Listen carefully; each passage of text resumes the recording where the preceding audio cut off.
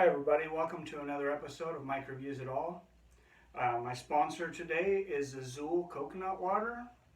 I'm reviewing this because they were nice enough to send me some coconut water. So I actually really like coconut water. This one has a lot of coconut chunks in it, which I really like. One other thing I really like is I seen they have it at the dollar store, so it's pretty good for your budget. It's 90% juice. There is a little bit of sugar added. It's sweeter than other coconut waters I've had. I'm usually pretty picky when it comes to the brand. I do like this one, so I'd give this one a thumbs up. I got a couple of guests on today. To my left, I have Garth. To my right, I have Ryan. And Garth, why don't you tell us a little bit about yourself? I am an old school artist. Done all sorts of art, paintings, political cartoons, comic books. I also apply art to physics, so I'm into theoretical physics. I've also designed some affordable housing and ideas for helping the homeless, and have like over 30 websites, so if I have an interest, I make a website for it. And if you Google search Garth from Seattle, all one word, you can see it all. A lot of really cool things about Garth. I checked some of it out. He's got a lot of things about truthisms, a lot of different things, but check it out at Garth from Seattle. And how about you, Ryan? I am Ryan. I have a resume of a whole bunch of lackluster throwaway jobs.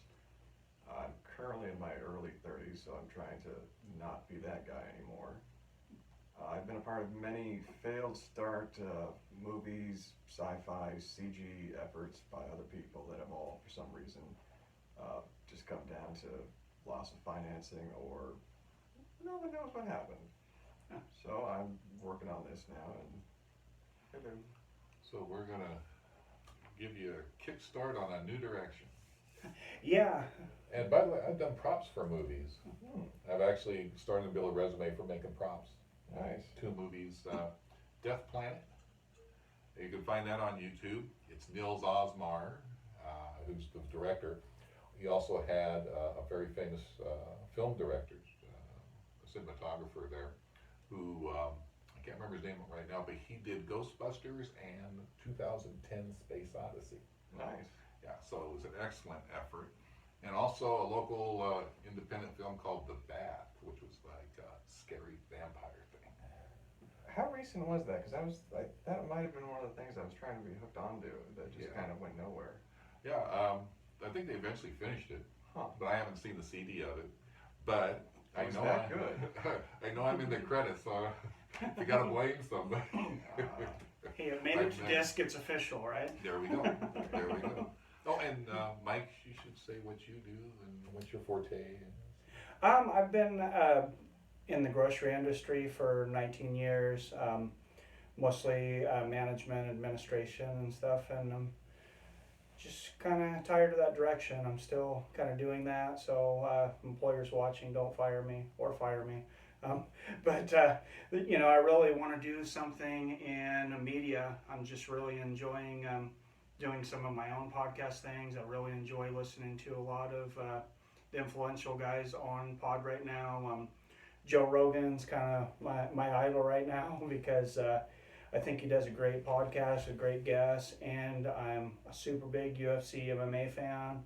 So if you want to hit that subscribe button down there, hit that like button on the video, you subscribe, you'll see some UFC reviews if you're interested in UFC. You'll also see me reviewing various products, some news, and a few kind of goof off parody videos. Okay, so what's the topic? So I think we were going to start out with just kind of, the biggest, broadest question I can think of is kind of why are we all here? The Big Bang Theory versus creationism, evolutionism. Who's right, who's wrong, and Okay, Ryan, you want to start out? Well, I really like the Big Bang Theory, but that's just the show. This is a deep first topic. I feel like we should have like a rabbi, like a priest, a Muslim dude, a Buddhist And the whole all The go whole up around the spectrum of table. religion. Get a nihilist, get an atheist, get an agnostic all in the room just to be like, I don't know, maybe there's something, but there's not, or there's nothing, and just have the priest and the Jew argue because that's what always you see in the movies, right? Yeah. Okay. Uh, Well, we'll have to Sure. make do, I guess, with our little spectrum here. So, what do you subscribe to generally? Is there like a particular Well, philosophy? I was brought up Irish Catholic, so I was brought up to believe that everything I'm doing is wrong, and that every single thing I do is a sin. And that requires pain. Exactly. All the original Catholic guilt, original sin, all that dogma, which was just beaten down in me, and I finally was like, yeah, kind of Okay. no. You know, I'm no. Because then I realized, oh wait, I can read books. There's other information out there. I've grown up so I can form my own opinion about things on whether I do or do not believe in higher power or something or whatever. So I'm kind of 50-50, a little foxhole atheist, I guess you'd say, where like I can see the science, I believe in the whole, because there's proof with the science of how our solar system was put together, you know, and you can do the math on it, and there it is, and then there's like, well, that's but by the hand of a divine and intelligent creator. I'm like, okay, but have we seen that guy since like 100 years ago when he was angry? So you don't believe that there was any divine creator, I'm- anything above us that made anything? And see, the thing is, I can't officially say that because I can't confirm or deny that it was true or not. Okay. So that's why I said foxhole atheist. Okay. Like 9 times out of 10, I'm like, screw this, now this Yeah. stupid dogma. And then I'm like, oh, I need help. Hi. Well, Remember me. You're in the majority. You're in the majority, definitely. And that's a lot different than definitely what we'd have seen 20 years ago. I think there's a lot more agnostics, a lot more people moving towards, I don't know, maybe a libertarian kind of The, view. I don't know. I don't want to put words in you guys' mouths. the more but dangerous life gets, the more people are going to turn to religion. Oh, and that's certainly the way things are now. Yeah, and as an aside, there was back in the '60s, I met a man named Reverend Richard Wurmbrand. He wrote the book Tortured for Christ. He was tortured by the communists for 14 years, Oof. and he testified in the UN, and then he wrote the book and whatnot. He's the fifth most famous Romanian in their history. Anyway, That's the so first. I said, yeah, and I sat down. I had, just a kid at the time, but Right. he came over to our house and had dinner and whatnot, and he felt that American Christians were lacking in sincere faith. I mean, Oh, yeah. when you're living under a communist regime, and you are, declared Christian and you're in prison, you're the real deal. Yeah. There's no, you don't do 14 years of torture and no recanting or anything like Yeah, that without, that's having very some long. real faith. So, myself, as far as the whys and wherefores of life, because I'm into theoretical physics, Sure. okay, I have a very, very sort of an analytical, what's got to be there. I look at every area of science. I love every area of science.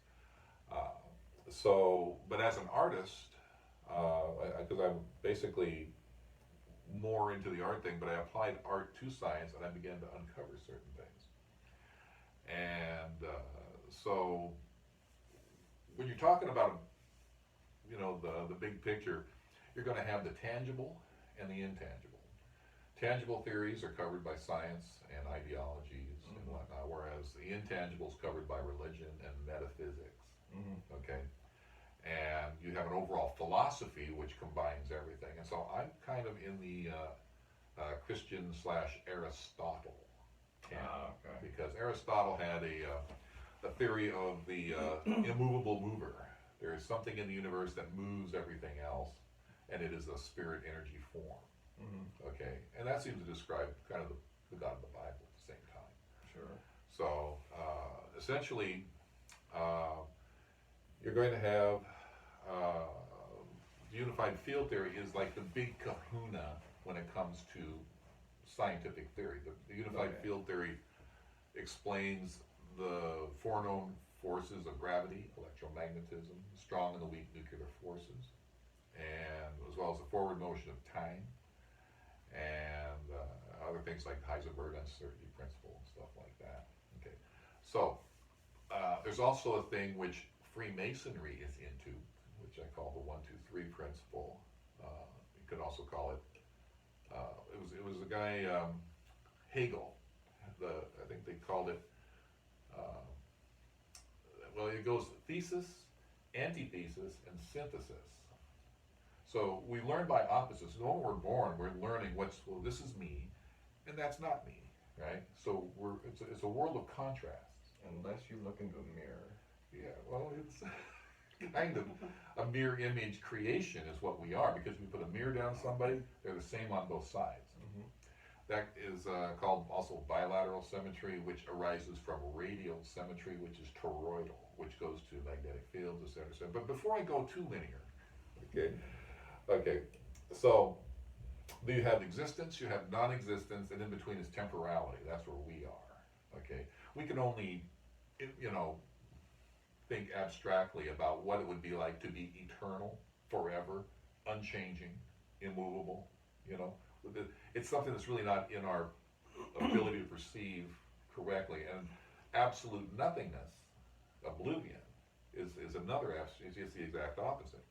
But from temporality, we can infer the big picture of eternity, oblivion, and temporality, because we would be like one half each, because you have to have eternity, to give you substance, to give you, motion and everything else. And whatever creates us, our existence impelled by something. There is something that is dispelling our existence at the same time. So oblivion is tearing away at us while eternity is creating us. And so this goes to my theories on the atom. All matter has to be created and uncreated at the same time. And this gets into the linear cube I theory think and this stuff is like kind that. of where you broke my brain when we were talking about this. Okay, so, but the Freemasons are all over it. They have the Doric, Ionic, Corinthian columns, they have the three great lights, the 3 degrees, all working tools come in sets of 3, representing chaos, order, and balance, which is systems theory. So, if you look at our country, one man is order, president, many men is chaos, Congress, in between is a small group of men, the Supreme Court provides balance. The symbol of justice holds up a balance. Then it goes down 3 levels. You have the governor, you have state legislature, and then state Supreme Court. And then on a local level, you have mayor, and then city council, and then municipal court. And then, of course, our two-party system is 2 opposites, and the government is in between, composed 1/2 of each. So, Ideally. yeah, so Freemasonry and their 1-2-3 thing figures prominently in our whole society, but how far does it go? And this is where I began to look at it, and in depth in the physics and whatnot.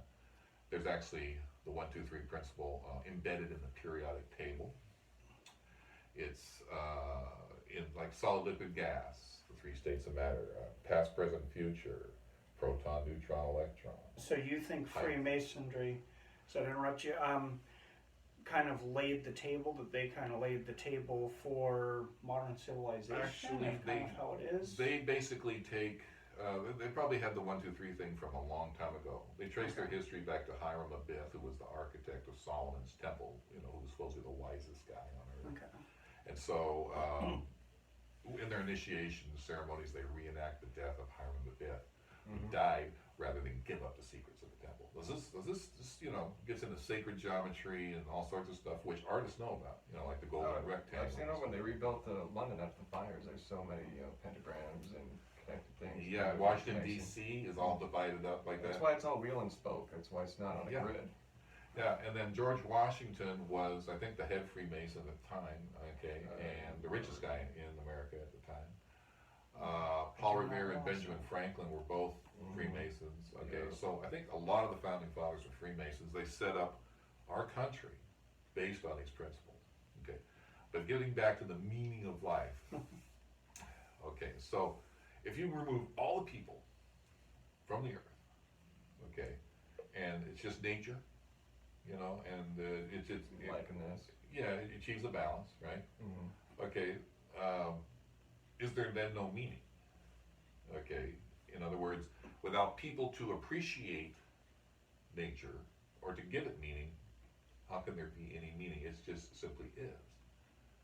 And it's generated by the forces of the so what is the meaning then? So I think the meaning of life is for us to appreciate, okay, because we have an ability to understand. It's like, how does the universe see itself? Well, maybe it sees itself through creatures like us who can appreciate the universe, the beauty of the universe, the perfection.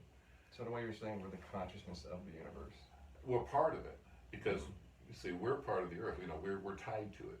You know, and I don't think that creationism and evolution are mutually exclusive.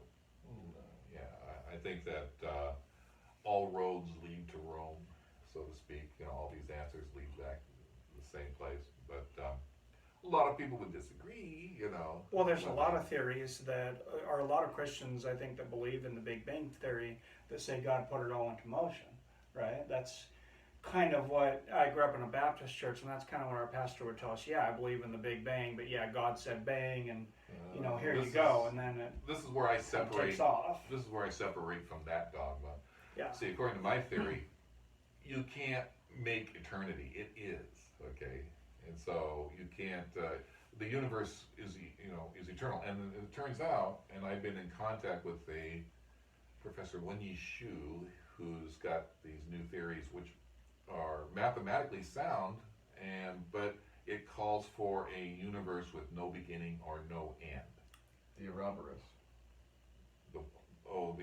The snake eating its tail kind of thing. Okay, yeah. What's that? What it's called? I thought it was called something else. Ouroboros.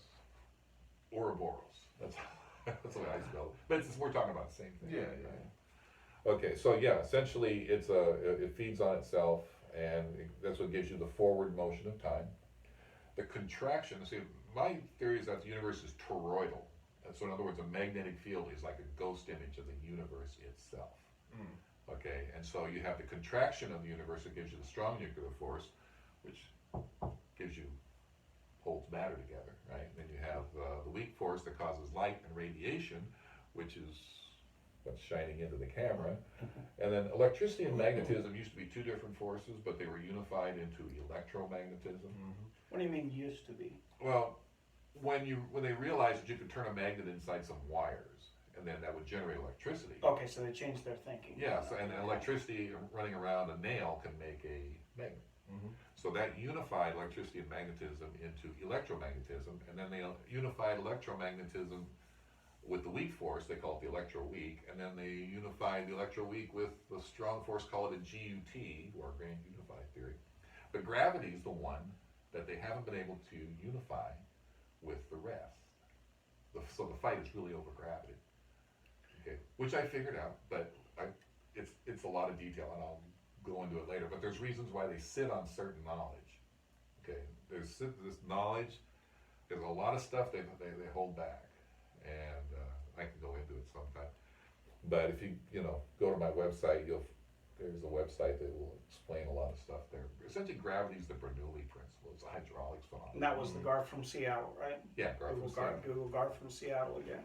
So, Yeah. anywho, so the meaning of life, essentially, we exist, but we're kind of like how the universe sees itself, and we have to appreciate each other, which is something we don't do enough of. I don't think we don't appreciate that there's too many wars, there's too many divisions and whatnot, and a lot of that is artificially created. So, and a lot of that is just the world got small really, really fast. Oh yeah, you're right, because the information that's coming out now, everybody's taking in all this information, and it's kind of dividing us, because we believe some people like flat Earth theory and stuff like that. Same people that don't believe in gravity. Yeah, and so religions like Islam, which has been around for 1,400 years, is now, everybody sees it and goes, oh my God, that's such a barbaric, if you look at it and whatnot, there's a lot of, it's got to really struggle in order to survive, in contrast to all the other theories and religions that are out there. True. Okay, and so it's fighting for its life, is what I think a lot of the problem is. Well, then for a long time it was kind of in that one region of the world where we didn't really mess with it at all. And then it was like, oh hey, we're kind of running out of oil. Hi there. Yeah. Have we ever gotten into a war since, besides the Civil and the Revolutionary War, that in a poor country where we didn't have anything to benefit? I really can't think of one. Maybe Spanish the American War? Because they blew up, we had that one ship down there that we think they blew up. Forget the name of the ship. You know what I'm talking about, though. Lusitania? No, Lusitania was sunk by World War I submarines. That was a few years later. Yeah. Anyway, we had a battleship down there, or we had a destroyer settled down there in Cuba, because Cuba was getting a little uppity with uprising and whatnot. Then one day, it might have been called the Maine. I think Remember the Maine, Remember the yeah. Maine, yeah. See, that's why they say remember it. Exactly. You remember the Maine. Remember the Maine. And it went up, and we're like, oh, well, they attacked us, so and then you got Teddy Roosevelt, and then we get the rum and coke. Yeah, so the theory is that a system is either growing or decaying. Mm-hmm. So if you're a growing empire, you have to constantly be at war. Okay, this is what Rome had to do. Rome had to basically engulf and devour until it. That's what England did when they were present. They had all their colonies stretched out across the world, and then. Yeah, and a lot of that had to do with the war between the Vatican and the Freemasons, which were actually the Knights Templar. Yeah. The Knights Templar were. This is why we have Friday the 13th, is because Philip IV of France. And we had them all wiped out on the 13th. Yeah, and then the ones who survived escaped into Great Britain. So can you repeat that again? I didn't know how the history of Friday the 13th. Can you just repeat that for anybody that might want to Google that, the history? I find that very interesting. Friday the 13th was when Philip IV of France and the Pope decided that they'd had enough of the Knights Templar, because they were holding back knowledge. They were getting too powerful. They had a lot of money. Oh, yeah. But they wanted to fill them coffers back up after all those crusades. From what I understand, the Knights Templar were actually Jewish. They had the Jews who escaped from Jerusalem when Rome sacked it, escaped into Europe, pretended to be Christians, came back as the Knights Templar, found the artifacts of the temple, and they were buddy-buddy with the Vatican until the Vatican realized, hey, they're not giving it up, right?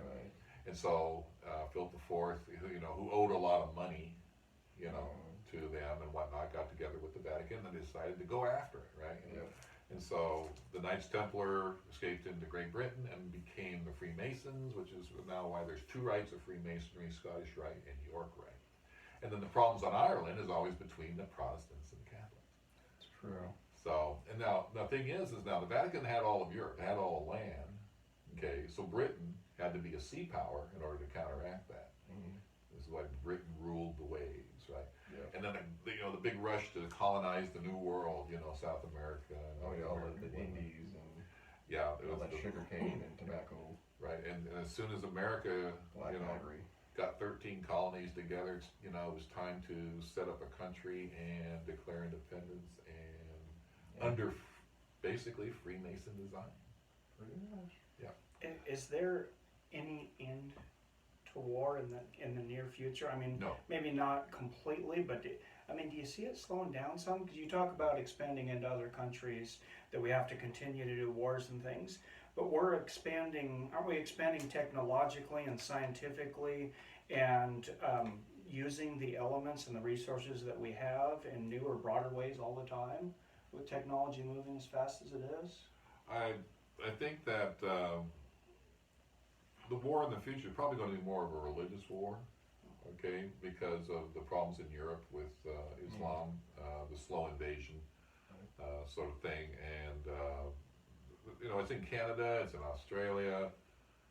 The Japanese will not allow any Muslims in there, or people who are Islamic faith into Japan at all. Isn't Japan 99% natural born citizens, I believe? Yeah, well, they're very strict on who they let in, and they don't let in. There's a few Muslims in there, but they're very, very, restricted. And it's specific because they don't want to have, the problems that are associated with Islam and whatnot. And it's a smart move, I think, overall, unless you have a method. See, the problem's not really with the Muslim people. The problem is with the religion itself that they're born into. You can't leave that. If you're born in, you can't leave that, except that you and your family get under a death sentence. As a, Well, there are some ex-Muslims in America. I mean, say if you were like in an Islamic state, oh yeah, you'd be toast. But they come over to America and they're like, hey, I'm sort of Muslim, but not anymore. Well, the thing I don't make my daughters wear headscarves. I tried pork, it's delicious. Well, I have my best friend actually is he's from Somalia. He did grow up Muslim. His whole family's Muslim. He doesn't eat pork. He doesn't drink alcohol. I mean, they do all the good things. His sisters don't wear scarves. They don't cover themselves up completely, but I mean, he still kind of stays within the religion. He doesn't worry about people swearing, things like that. He's not super strict, but he still goes to the pork thing. He'll try to talk me out of eating pork actually, because he'll be like, well, Mike, I know it's not a religion thing, but pork's just a really dirty animal, so you shouldn't eat it. But super nice guy, super peaceful guy. I would never, I trust him more than just about anybody on earth, to be honest. You can trust the person, but trusting the religion, okay, is a different story. And it's been doing what it's been doing for a long time. If you go to look up a guy, Bill Warner, Dr. Bill Warner. He has numerous videos. He explains the history of Islam, what are the problems that it presents, and everything else, and as well as other things like population and stuff like that. But it's very informative, and the people in our country need to really be educated on what Islam is all about. If you're going to deal with it, okay, you have to understand it, and the only way to understand it is basically you got to read that Quran. Yeah. And it's a difficult thing. It is the most difficult religion, I believe, to try and get a handle on, because it comes in three different contradictory type books. The Sirah, the Quran, and then there's another part I can't remember what. But if you go to Dr. Bill Warner, he explains it all, and I highly recommend it because he breaks it down, makes it easy to understand. Now, I've heard about the three books. I've had an understanding that maybe some of the Muslims don't believe in all three. Is it kind of like the Apocrypha? Like all Christians generally outside of Catholicism don't believe in the Apocrypha, and possibly some of the more extreme things are in books that not all of them read or still practice by? Essentially, if you're Muslim, or if you're Muslim and you're into Islam, Muhammad was the perfect man, led the perfect life, which everybody else looking at it. But so was Jesus. If you talk to Christians. Yeah, okay, but the record on how Muhammad, operated with killing people, I mean, it's totally opposite. It's like night and day difference, right? Yeah. The Quran cannot be changed. Okay, the book that cannot be changed. It can't be altered. You can't, you can't water it down or anything like that. That's the whole thing about the religion. You can't touch it. You can't even make a cartoon of Muhammad without somebody trying to kill you. That's all based on fear, right? Can you have religion without fear? I don't know that you can. I think a lot of religion is based on fear, really. It's completely based on fear. Actually, fear and desire, because you desire heaven, you fear hell. So it's an opposites thing. You're correct. There is the desire that we're always working towards something bigger. And I grew up in a Baptist church. I was a Baptist, considered myself a Baptist my whole life up until a few years ago when I started to question a lot of things about hell. Now I'd probably consider myself an agnostic. But it was so strict and straightforward that, they really believe that this guy up in the sky cares if you look at Playboy at night, and he's going to burn you for eternity in hell. It's pretty extreme. They might not be blowing themselves up, but that's pretty extreme to me. There's lots. Well, of course, you look at the Inquisition, the Spanish Inquisition. That was extremes. There's been Christians extremes in the past, but numbers-wise, as far as people beheaded and killed and whatnot, it doesn't come anywhere near. If you in modern society, or you think overall? Essentially, modern Christianity doesn't go around killing people. Okay, there's no, Yeah, the worst I you agree get with is that, Westboro Baptist Church, But when it comes to religion, I feel that, if you die and you go to heaven, okay, is that religion going to have an advocate there for you to run interference for you? Is the Vatican going to be there saying, "Oh, he was a good guy," you know? So If you paid them, right? if there's, I'm not going to go there, you know. Can't you just give them some money though and get better things? They used to do that. I thought that was the whole thing. Isn't that why you give money at like churches? Like, No, I'm you buying can't buy my your way up into with heaven. them. No, so the idea is that you have to have a personal relationship with a God. If you don't know personally that He exists, okay, it's no good. No religion is any good unless you have an active faith that actually gets results. What about Scientology and all their billion-dollar followers? Was that L. Ron Hubbard? L. Ron Hubbard. Oh, wow. Little Ronnie Hubbards. I listened to a podcast. Sorry, there's a book out from the father of the president of the Church of Scientology right now. They are very upset with him. He just wrote this book. He was just on Joe Rogan. His name slips my mind. But he said basically they are not allowed on the internet if you're in like the big church. And that's when he found out Scientology was a bunch of crap, is when he got on the internet. He was in this kind of temple. I mean, they were literally guarding him like a military, and they were getting paid about $50 a week.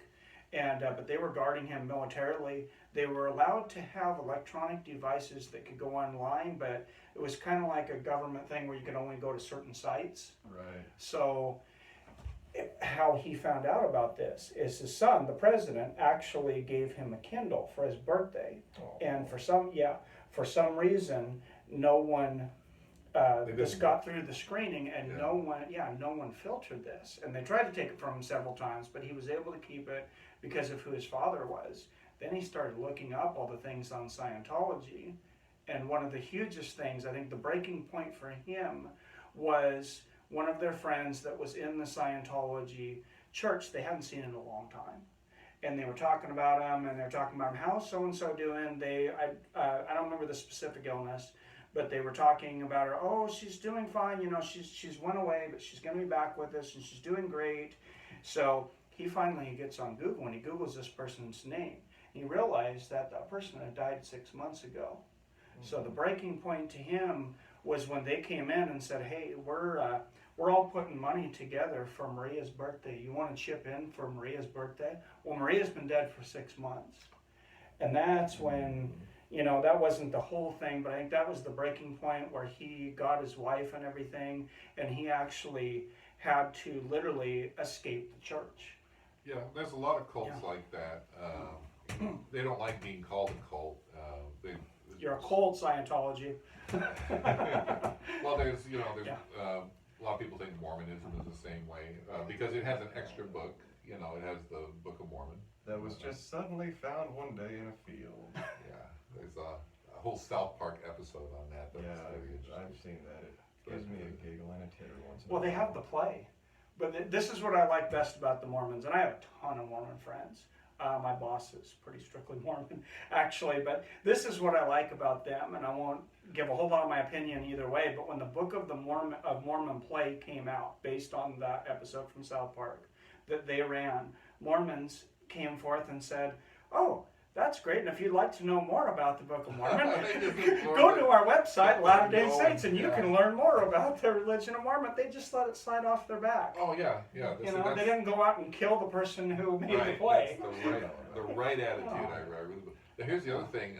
Mormons are big on community. Okay. Well, they kind of feed off each other. Yeah, family, community, they're big on that. And I always felt that's essentially what's missing in our society as a whole. Because if you look for real community, you can't Conventional find it. nuclear family? No. What supports the family is the community. Okay. See, It takes a and village and the such. building codes and the zoning regulations in America disallow affordable housing and self-sufficient communities. But you'll have places like the Amish that are grandfathered in, Well, yeah. and hippie communes like Love Israel, which are kind of grandfathered, but they're very strict. The system is death on community because community is a power base that can say no to the government. So they're regulated away is what this is why I got out of the affordable housing thing, because I realized once I talked to the civil engineers, architects, and I also talked to a guy named Craig Chamberlain who was the apprentice of Buckminster Fuller. Buckminster Fuller designed a house called the Damaxian House, and he couldn't go to production for some reason. Well, it's because he's touching that golden calf, you know, of affordable housing.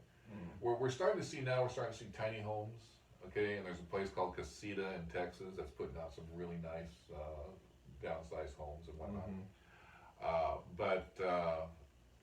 And in Utah, they're doing the housing first thing, which is actually the best way of dealing with homelessness and whatnot.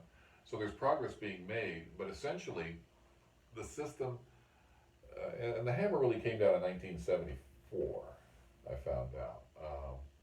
The company Fleetwood, I think, took the government to court over the draconian building codes, zoning regulations that came out. You mind backing up just a second? I'm Sure. sorry. I don't know much about what's going on. That you were talking about the housing in Utah, and maybe people listening. Oh yeah, the housing first movement. Yeah. Okay, is really taken off there, and in other cities too. Instead of trying to get homeless people to save up money to get into a place, they just give you a place.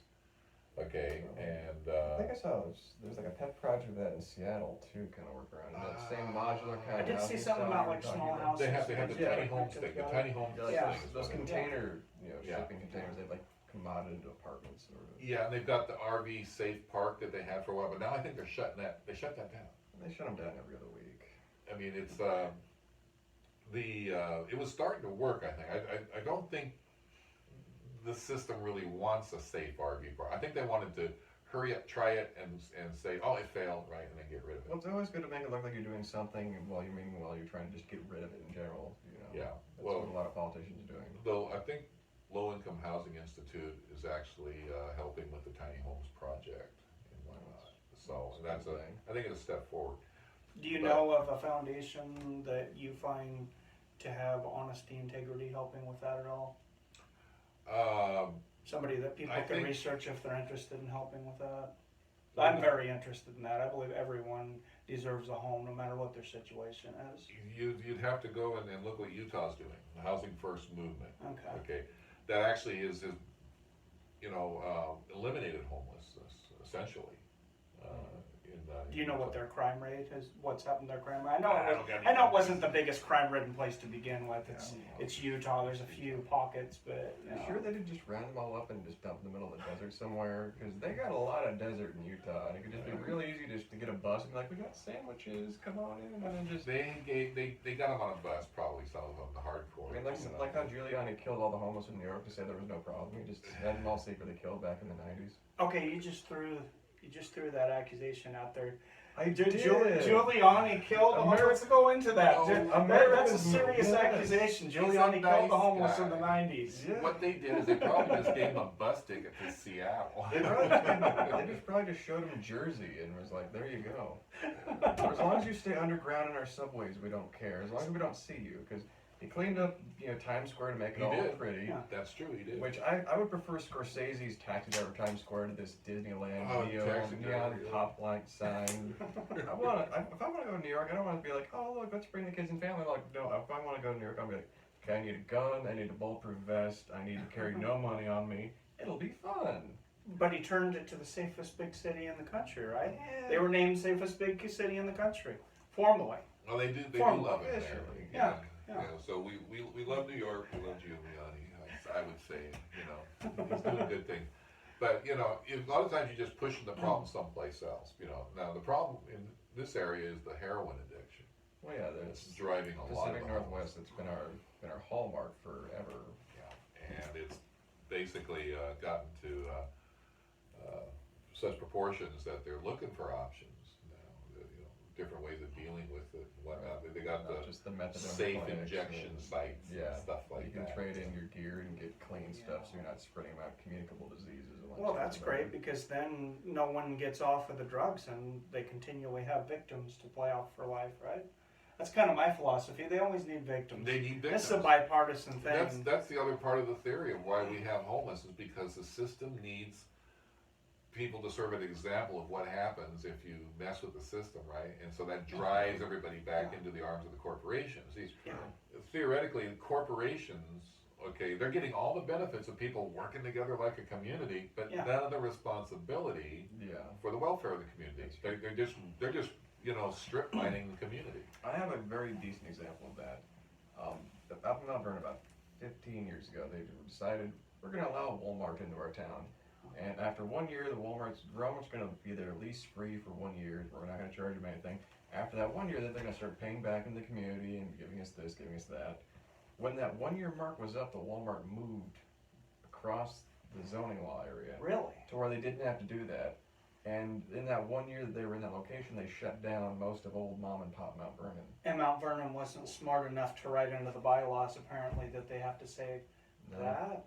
That's Yeah. I Walmart. feel pretty comfortable saying this. I gotta say, I think somebody probably got a little hush money on the side there because you see very few people that do negotiations that don't get anything out of it unless there's something happening that you don't know about. Even an arbitrator takes like at least a finder's fee or a consultation fee. Yeah, and I actually have seen it a ton in retail with vendors and stores. Oh, yeah. Pepsi will go to Safeways and they actually get, I know at a time in every region they got $200,000 per flavor on the shelf. They bought the shelf spots. And I mean, they were paying Albertsons or Safeways literally like $200,000 a quarter per flavor. Pete's Coffee, which is one of the biggest coffee places, I think second to Starbucks, they were actually paying Costco just for the Northwest region $2 million a quarter to exclusively sell Pete's Coffee. Finally, Pete's Coffee got tired of paying the ransom. I don't believe they're in Costco now. I haven't seen them recently, I haven't seen it either. but now I see them everywhere else where you didn't see them before. And I believe that was an exclusive Costco thing during that time. Well, they probably, once they broke trail, got their name brand out there and everybody liking it, then they didn't need it anymore and they just. And that makes sense. They were like, oh, look, I found this at Walgreens and QFC. Yeah, there you go. Because that's where I find Pete's Coffee is like in Hagen. Yeah, you pay, you basically it's like a taxi driver, you gotta pay the nut, right, and then everything else is yours, right, So, anyway, I don't know if that's a good analogy or not, but anyway, I used to be a taxi driver, so I have isms from that, so. So anyway, the affordable housing thing, essentially the building codes and zoning regulations divide the residential from the commercial from the industrial. Because if those elements ever get together, that's a community, okay? And if it becomes self-sufficient and you start bartering services, they can't tax that, right? And so they become a danger to the government. The government becomes superfluous if you start solving problems on a local level, which is where they're most efficiently solved, okay? Sure. So the building codes and the zoning regulations are very sneaky.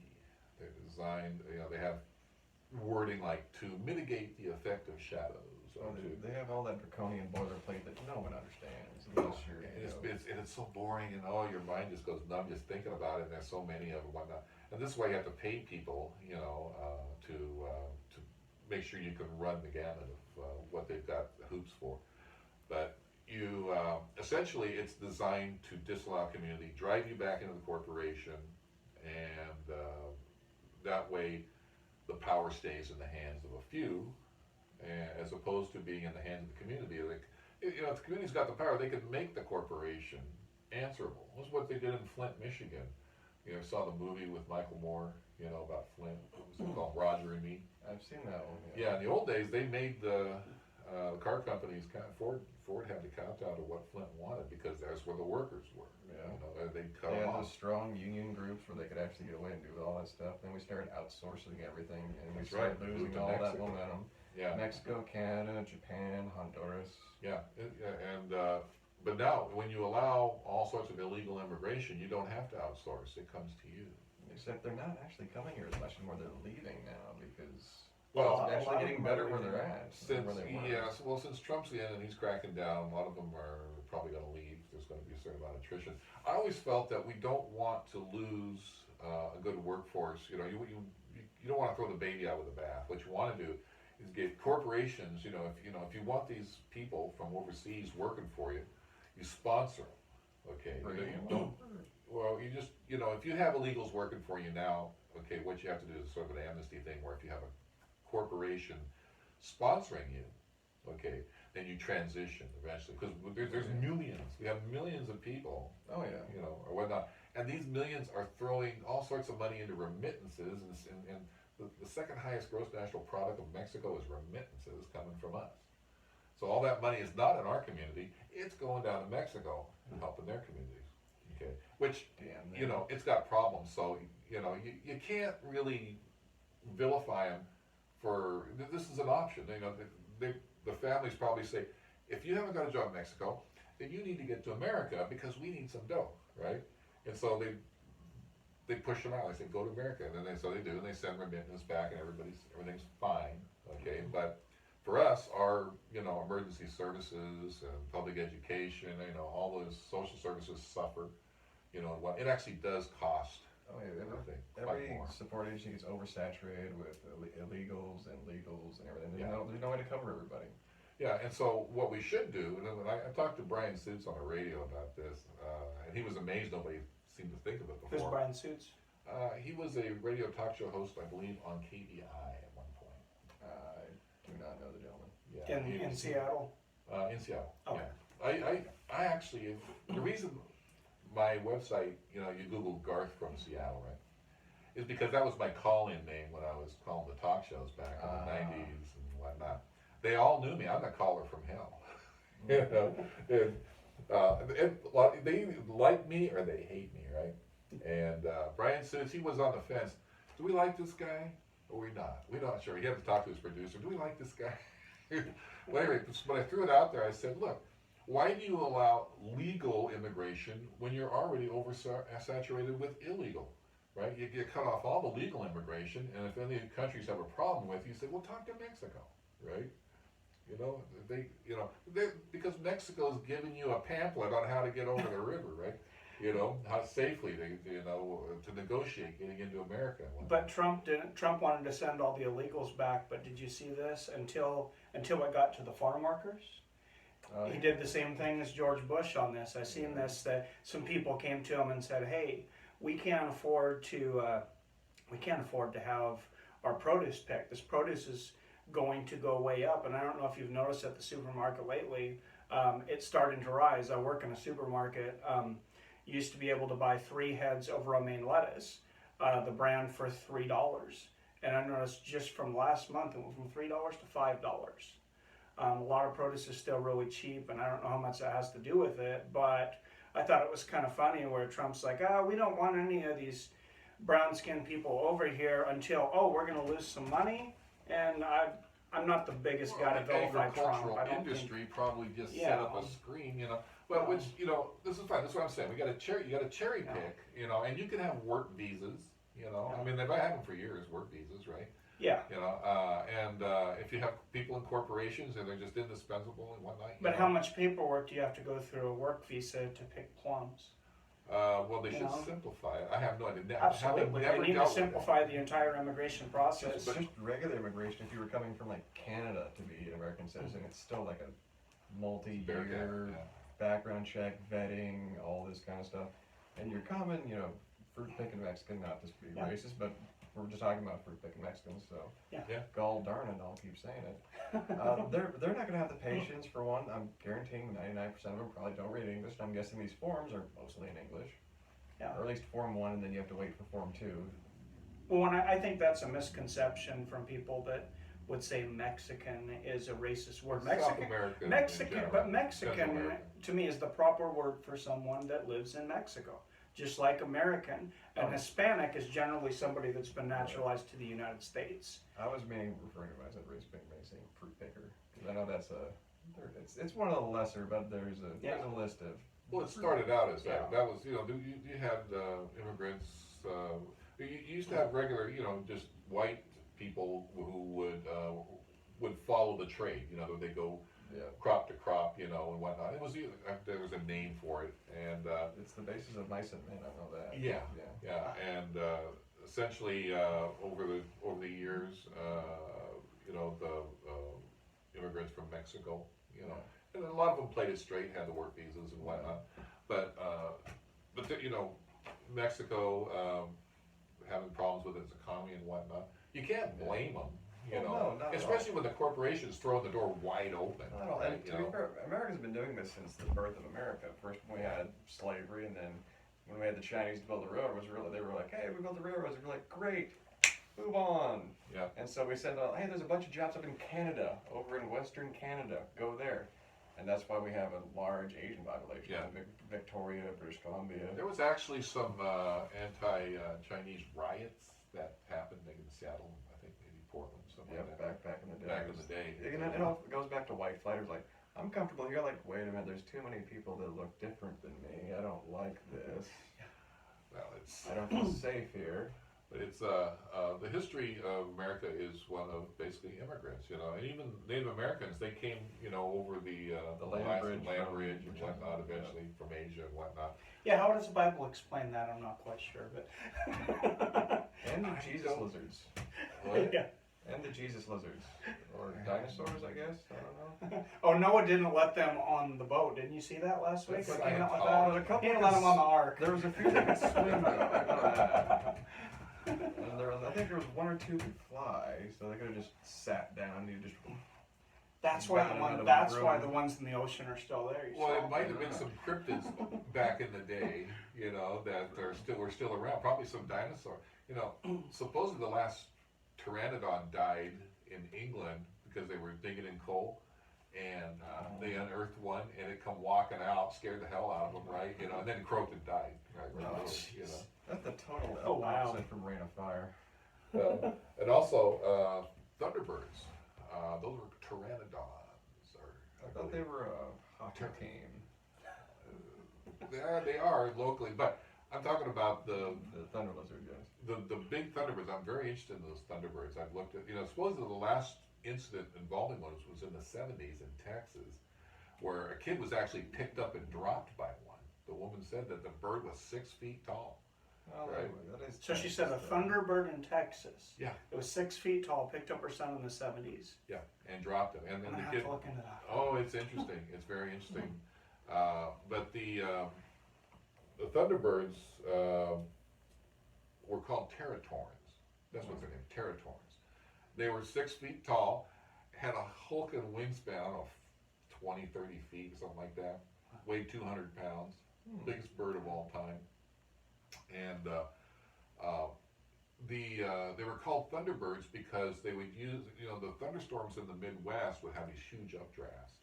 Okay, and so when the storm was coming, you would see the Thunderbirds using those updrafts to get a lot of height, and they would feed on the buffalo. Okay, the buffalo carcasses and what. So when the buffalo got wiped out, that's when we lost Thunderbirds because you know, if the Thunderbirds didn't have the buffalo carcasses, then they had to turn on the Native Americans, and they probably just went and found the nests and got rid of them at that point and whatnot. But supposedly the last one, and it was probably one that came up from South America, probably in the Andes or something like that, because they've got condors and stuff up there. Oh yeah. So it might have come up from the Andes, came in, you know, migratory. They were probably migratory and had a certain route that they took through the Midwest and using those updrafts and whatnot. But that's why it was called a Thunderbird, because you'd always see it at the start of the storm. You know. Oh. But anywho, that's just my pseudoscience research there. But Territorn is the actual name. Very cool, man. Scientifically. Very cool. That's why it's just called Mike Reviews Everything and not Mike Knows Everything, because I apparently found some guests that know a lot more than I do, I feel today. Because I like to read a lot. yeah, you guys are really hitting it off. You guys are, How much well, time we we got, told you by the way? guys. What's our time frame? I like it. When it ends, kind of naturally what people have to do organically. Well, we started with the meaning life. So have we wrapped that whole thing up yet? Yeah, it kind of splintered off into a few other conversations. Do we want to touch on anything else that we? We have to appreciate splinter it. That's off my into? take. We have to, Yeah. bottom line is to appreciate the beauty that life is Absolutely. and that we are part of, okay? And spiritually, the intangible part we have to appreciate as well. That list. So, I think we can all agree on that. I think that's We have touched that's on good philosophy. 3 out of the 5 oh, top more ones on so the far. list. Oh wow. Actually, that's been pretty good. Yeah. Yeah. Yeah. Even though we really had no answer to why we're here, and Honestly, do any of us here think we were going to come up with an answer for why we're here? Well, the very fact that you're alive, I mean, you use was Descartes, Am I alive? cogito ergo sum, right? I think, therefore I am. So you know you're alive, right? Unless we're all just somebody's DMT trip. I could still be in a coma. I actually heard, I was listening to a podcast the other day where a guy did, I don't know much about DMT, but he did a DMT hit. 10 minutes he was out from his friends, and he lived an entire life for 6 months. Ooh. Said he had a wife, he had kids, he had a job. They got out of there, and he says, how do you feel? He says, I miss my wife. He had all those feelings. In his mind, he said he had all the feelings as if he had lived an entire 6 months in 10 minutes. Okay, here's the thing. I did hear a theory about that we share souls with other people around the planet. Okay, that actually, while our soul is actually connected to several, and that they actually caught a criminal one time because the soul that was attached to this one person was able to read what the criminal was up to, and they actually caught him. Was this on Alex Jones' InfoWars? I don't know, but it's I have nowhere.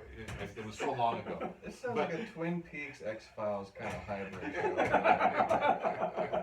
It's a great story, though. It's a great story. But It's along the lines of, I once caught a fish this big, well, yeah, it was this big between the eyes. Right? but it had two souls. I technically caught two fish. I don't know. Well, Well, the there's bit- actually scientific proof that monkeys on these South Sea Islands will a monkey learns something on one island, and then on another island. I've seen You've programs seen that, like that, yeah. It's almost like by osmosis, but they're separated. Yeah, like by a universal mind. like a hive mind on like a base level species, kind of in a way. Yeah, and so now this goes to Edgar Casey, who was the sleeping prophet. When he was asleep, he would tap into the universal mind, and he could tell people exactly what was wrong with their health and whatnot. And he'd tell you where the medicine was and on what shelf, And so he's amazing. I made a lot of predictions about stuff. That was during like the Dust Bowl, wasn't it? Edgar Casey's. What's that? That was about during the Dust Bowl, wasn't it? Was about his time. 50s, I believe. Oh, 50s. 40s, 50s, something like that. He'd been injured in his head as a kid, which just gave him the ability. I remember watching something on Edgar Casey. I just always remember. Oh, it's very interesting. Very interesting. And he was the one who warned about watching the pollinators, which means the disappearing bees that we have situation now. That's a precursor to greater problems. Well, they didn't realize why that was happening, supposedly, and now aren't they tracing it to pesticides? Pesticides, but also there's some particular Red dye parasites. number 5, or all the stuff we've just sprayed to the atmosphere. Agent Orange, DDT. Well, I'm older. Okay, I remember as a kid, driving, my parents' car, driving the car, and you would open the hood to check the engine, and that radiator was full of bugs, right? The windshield, as you're going down the road, just a quick trip to the grocery store, and you splat, splat, splat, splat. The bugs are nowhere near what they used to be. I think possibly, again, going back to that osmosis thing, they might have learned like, hey, these big long gray stretches with all the things moving around them, we need to avoid those. I've even found like deer that are like, I'm gonna walk alongside the road and I'm not gonna go across. I've seen deer look to cross the street. I'm like, they're learning. Yeah. Maybe bugs are learning too. Well, the ones that pass on their genetics have learned to do the head, check on that, whatnot, probably. Well, animals are so much smarter, I think, than we give them credit for. Obviously, I think we're Well, the smartest beings. gorillas can use sign language. They can talk to you, right? But, Just like Amy, using sign- good jungle. Yeah. Coco was Coco the gorilla, and she would come up create a name for her kitten. She called her kitten All Ball, which was a cool name, right? It's how the gorilla perceived it. But Coco's a good story too. Definitely recommend. I'd like to go on record right now and saying I'm very against teaching gorilla sign language because that's just going to start the whole Planet of the Apes thing. And Oh, you saw that movie? which Oh, one? I love the All dawn 12? of the Planet of the Apes, and if I can watch this from a stadium box somewhere, I'm all for it. But don't go near me. Yeah, that's I love. that's all. I love the Planet of the Apes movies, but yeah, we were talking about topics, right? Yeah, Yeah. I'm really known for going way off topic. I Just kind of start on something and then the conversation just kind of goes where it goes. I have to spend most of my day trying to retrace the train of thought, how I got to where I ended up. Where I'm like, oh, that's right, teaspoons.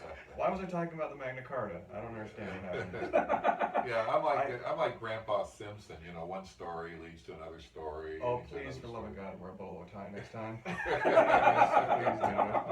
There we go. it. That would make Oh, me that would be smile. great. Yeah, when are we gonna? We need to do this again. I was thinking I was going to actually maybe try and dress up like, well, that puppet Walter. Oh, yeah, the When Jeff Dunham, yeah. Walter. Oh yeah. Back in my day. Just look unhappy a lot. And, yeah, I thankfully have a very patient friends and family. They're not as patient sometimes.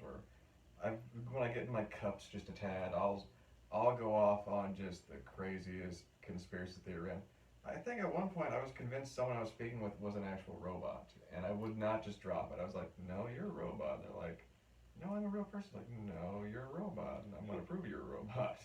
Biochemically, You're a there's robot. different kinds of robots. You were a robot built by Reagan, and then I find out these odd stories about me the next day. They're like, "How you doing?" I'm like, "Oh God, what I do?" Damn you, Reagan was an American hero. He, Did you ever meet Reagan? Did you ever meet Ronald Reagan? before my time, technically, I would have been about 4. I met his son, Ron Reagan. Oh, Really? because he had a couple. He had a show here in Seattle. When I went to, I was That's the interviewed- same Ron Reagan. I didn't realize that. Yeah, I used to listen to that show Yeah, I essentially, because it was on. you know, got invited to talk about physics on Dave Ross show. So he got me in the Okay. studio, and we were going into it. And I met Ron afterwards. You know, nice guy, you know, whatnot. But I did meet one sitting president. That was Gerald Ford. Did he fall down on you? That he maintained. He maintained. Okay. You know, It he was on his wasn't like campaign wobble. tour, so they had people to keep him steady. You know, whatnot. That's good. But I got a picture of him down at the Seattle waterfront when he Okay, came. right on. So got to shake a sitting president's hand, which is kind of cool. You know, I haven't- could cross that off my list. You know. Very cool. Yeah, he definitely wasn't the worst president either. He did some, I like him. some good things. He's forever tainted by the fact that he pardoned Nixon, though. That was his downfall. Yeah, what are you gonna do? Everybody you know? wanted to see him tarred and feathered, but he was like, I can't let that happen. And But, also there was like that deal. Out of all the presidents and things we know now, though, was Nixon really Not most that deserving bad of impeachment? comparatively. Legally speaking, yes, but Nixon actually did do a lot of good stuff. He Opened up did. trade with China. He kind of finally decided, Vietnam's not working. he started the EPA, right? Um, 1972, I believe, 1972 or 1973. Richard Nixon Yeah, started the EPA. there's another Google good- that. I'm about 99% sure. It was either Richard Johnson or Nixon, I believe. Yeah, I was looking at the other day. I'm almost positive it was Nixon. It could have been, I think what it was like a program that was started by Johnson, and then Nixon was like, hey, something to sign. Well, that could. I did this. I fixed it all. Well, Reagan deregulated the savings and loans, which caused the That's- saving and loans scandal. That's true. So that was my big thing I didn't like about it. But or other Making than savings and loan. yeah, but other than that, you know, he pretty much took it to the Russians and got rid of communism for Right. us. I like the idea of Reagan, it being morning in America again and all that fun stuff. But the trickle down never reached my family in his No, 10 years. it's trickled president. up. It's trickled up. Yeah. Yeah. And I like to praise Reagan just to annoy like my liberal friends. And everything. Well, I'm on the same boat. I'm just like, you know what? I think we could use Reagan again. I think, and I'm thinking this for 2020, we get Reagan on the ballot again, and just have Why not? we just vote in, and then all the crazy little cults and jihadist groups or whatever be like, okay, our God's weird and all this stuff. They voted for a dead guy. They got a dead guy in there. You know, compared What to the our hell last is he candidates, he'd win. You could run a forkful of his DNA up a flagpole and half the country would vote for it. You know, you're probably right. He was by far, vote-wise, the most popular president ever. I'm sure you know. He actually carried 49 states against Mondale. The Mhm. only state that Mondale won was Minnesota, his home state. Yeah. Yep. I find that so I amazing. met Mondale too. Really? Yeah, on the campaign trail when he came to Seattle, I met him too. Well, now there was was this Saturday Night Live skit or something like that where Elvis's wardrobe goes on tour. Everybody pays just to go in, see the suit, right, and the scarf and the cape and everything else, you know, and it makes money. So it's the same thing. We just get, you know, stand up of Reagan, you know, and whatnot. And, anything to make money. I'm still waiting for that Futurama tech to come in, like the heads in jars. Oh, yeah. Was it Nixon in one of those jars? Yeah, Nixon was. They voted Nixon president again. Yeah. And he was held up by Agnew. It was great. Spiro Agnew. A headless Spiro Agnew robot holding Richard Nixon's head. It's just you know, you gotta hand it to Grunning. Is his name? Matt Groening, yeah. Groening, yeah. He's from Portland. That's where I'm from too. Yeah, that's okay. Oh yeah, Springfield. Pacific Springfield, Northwest. I actually think I knew the guy who was the inspiration for Flanders. Yeah. There was a guy. His name was Landers. Okay, lived on our street, 16th Street, right? Suspicious. And he was, you know, Christian. Had the kids. You know, they sing the song. I mean, it was totally like Ned Flanders, right? And I figured, well, I'm from Portland. Matt's from Portland. He must have known this guy, right? You know, because you know when I seen Landers, I go, or Flanders, I go, my God, that's Landers, you know, and whatnot. He actually does base the clown, Krusty the Clown, on Rusty Nails, who is the local clown down in the Portland area. I did not know that. Yeah, Rusty Nails. I was on the Rusty Nails. No, I wasn't on his show. I actually went to see him in person and whatnot. He's a great clown. He's like J.P. Patches. I have met the J.P. Patches. You met J.P.? I have indeed. I never met him. I got the little toy action figure. My mother is a very big fan of J.P. Patches, actually. Oh, I'm a big fan too. She came to the. She's seen him separately when they dedicated the statue to him. She went down there. Yeah, I seen the statue. He came up to the Stanley Cabinawon Fair. He was there one year. Actually, a family friend is the grandson of Gertrude.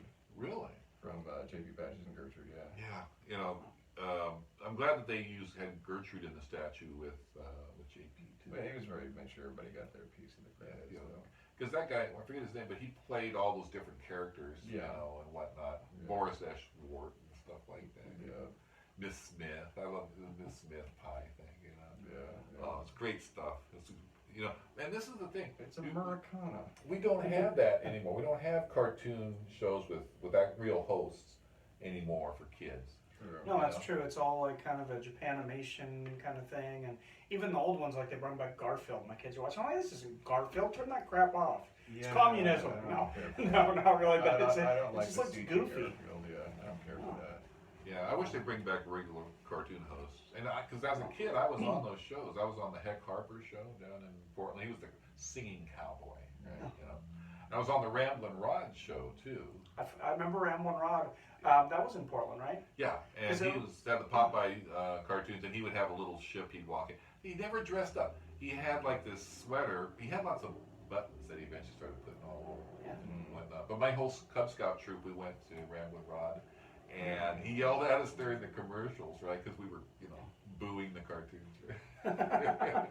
That's great. Yeah, no, I remember watching the Ramblin' Rod as a kid because we had antenna at the time, and you can move the antenna around. We were in Walla Walla, Washington. Yeah, we could move it around, and it would be so fuzzy. No one would watch it now, but would be so excited when it seemed like about 8 hours of the day, maybe, if you got it at the right time, you stood on one foot. You could get Channel 65 from Portland, and we'd watch Oregon Wrestling as a kid. Portland Wrestling, yeah, and the Ramblin' Rod show. I lived a block from the Portland Wrestling Arena. Wow. Yeah, I could, but I never went.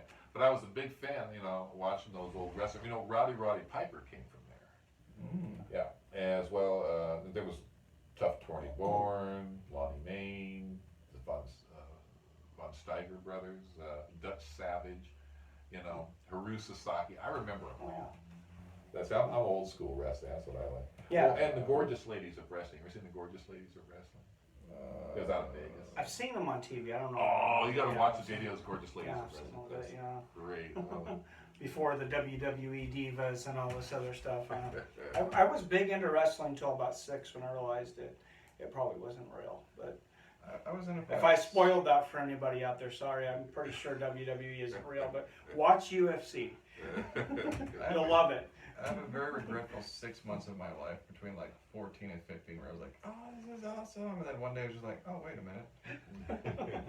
No, God, no. Damn it, I bought that guy's book.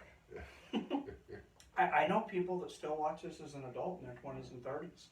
They get excited to go to the shows, and it's amazing. Like, have you guys seen UFC? You know these guys actually hit each other, right? Yeah, but the thing is, it's soap operas for men, basically. It's all like, I'm gonna get you, Killinator, and like, but you slept with my paw, and then they fight. It's the same thing as Dynasty with chicks with shoulder pads tearing at each other, except for it's dudes and spandex, and you blew up our bus, Triple X, or... Yeah, if you want to watch straight wrestling, you watch the Olympics. Yeah, and then no one But no one watches it. Yeah, they almost canceled because it's sport. It's just men hugging. That's what Olympics wrestling is. It's just used for men to hug. You gotta watch judo, damn it. That's a real Olympic sport. Or kickboxing. Or, Kickboxing is great. Yeah. What's that called? Muay Thai? Muay Thai. Yeah. Muay Thai is incredible. I'm a fan Incredibly of dangerous, but the triathlon, the skiing, shooting thing altogether. Because it seems so many ways to hurt yourself all at once. Where like, why not go down a mountain with a gun? Just going 200 miles an hour. well, the countries that hate each other, why don't we just pick representatives and take a whole bunch of hills and just have them ski down hills at each other and shoot at each other? And we can watch it on TV. You could probably sell it on pay-per-view. I Don't think put those ideas out there. They'll I do like this idea. Dana White's gonna steal that from me. I know it. The Fertitta brothers will be all over that. They sold the UFC for $4 billion. They got money, burned a hole in their pocket. They do.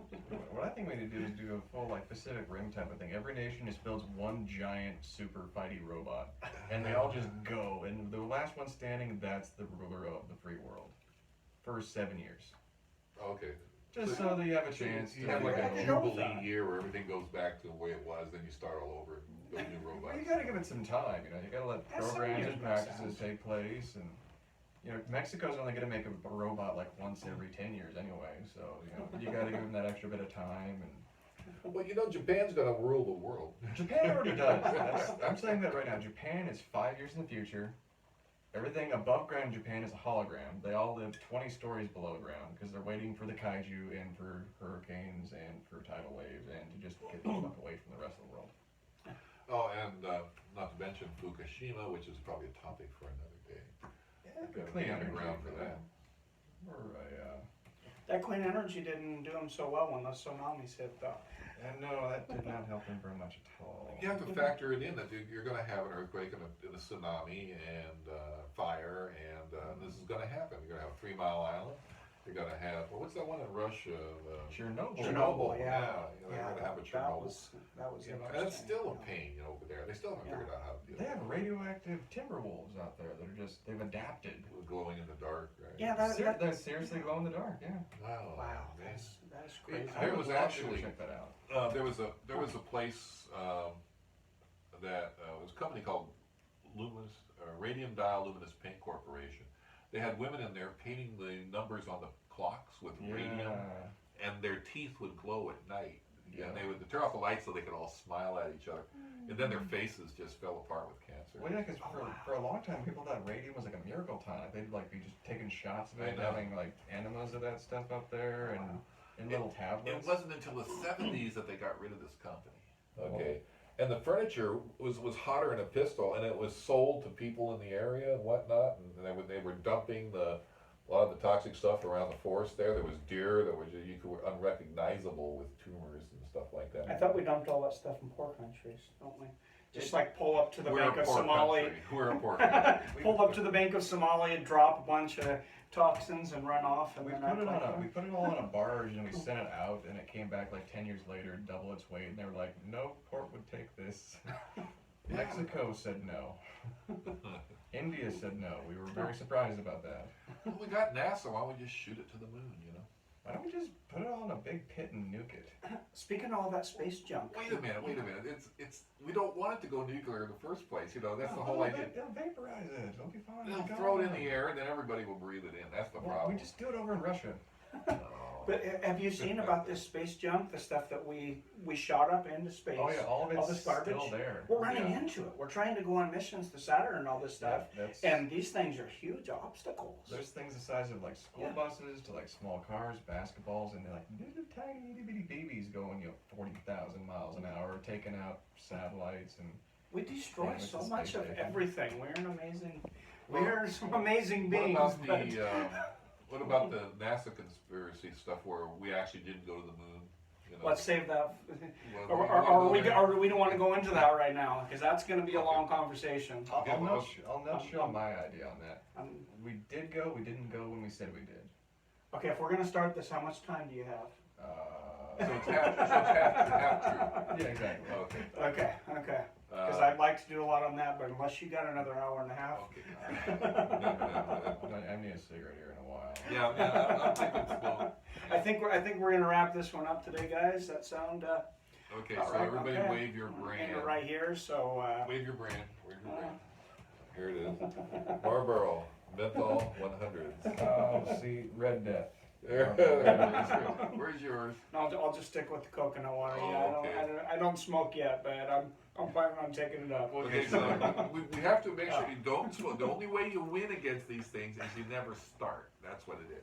Yeah. Now we got to say we were joking. We're not encouraging people to And- smoke cigarettes. Please don't kick my YouTube channel off. And ladies, these are very bad for you. They make you not eat. They make you thin. You don't want that at all. So just avoid this. Yeah, at we all. want our women with If a you little- want to stay attractive, just little please something on never the take a website, smoker. Okay, so signing off now. All right, I think we're signing off. Thanks for tuning in, guys. Like I Okay, said so again, hit the like button. Subscribe, like, and we will be back. And I believe me, I haven't even scratched the surface of the unified field theory. Okay, so there's plenty more. And also, watch the movie Mystery Man. I'm not going to tell you why. Just watch the movie Mystery Man because there's secret messages in it. See if you can just find it, and then we'll talk about that one. Isn't that Tom Waits is a treasure? Oh yes. Oh yeah. He played Dr. Heller. And